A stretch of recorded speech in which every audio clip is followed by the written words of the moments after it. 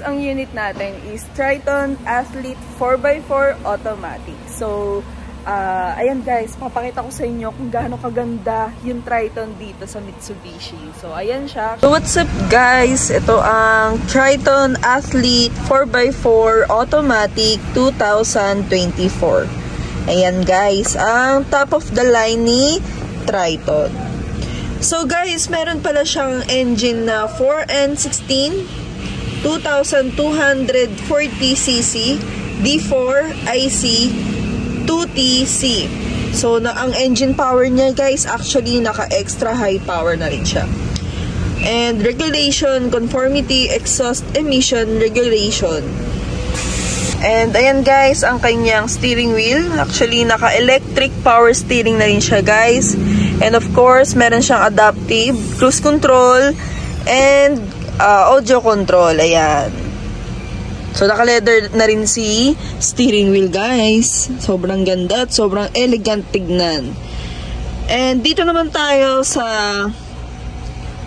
Then, guys, ito ang Super Select ni Triton Automatic. Ayan, guys. Ang Super Select 4-wheel drive.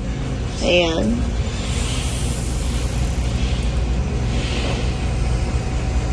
So, yan guys, pang rough road talaga si 4x4, no? Sobrang ganda at sobrang angas tignan ng unit na to.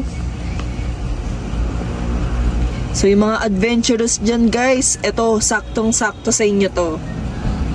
Multimedia system, ayan. So, meron na siyang 9-inch touchscreen display. Of course, meron na siyang AM/FM radio, Bluetooth with hands-free technology, and USB connectivity, wireless, Apple CarPlay, and Android Auto. Ayan. So, ayan guys, ang front grille ni Triton Athlete Automatic 2024 4x4. So, ayan guys, meron siyang honeycomb na front grille. So, yan yung protection ng engine natin para hindi siya sobrang bugbog while the unit is using po. So, kahit po hindi siya ganun kalaki. Guys, meron din siyang 4 sensor. Ayan. 2, 3. Tapos meron dito sa gilid. 4. Ayan. And of course, guys, ayan, kung makikita nyo sa baba ng emblem, ayan yung isa sa mga 360 camera ng unit natin. So, ang 360 guys, makikita yan sa monitor. At mache-check natin siya doon. So, meron din siya dito sa may side mirror. Actually. Ayan. Ito siya. And of course, integrated na rin ang kanyang light.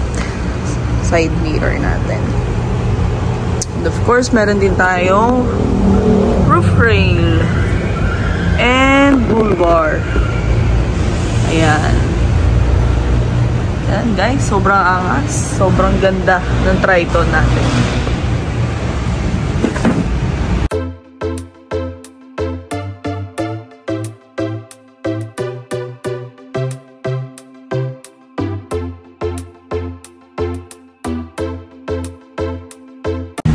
So, thank you so much for watching my video, guys. Again, stay tuned lang kayo. Subscribe na rin kayo, guys, para sa mga marami pang video na inaabangan natin. So, kita-kits, guys, sa next video. Bye!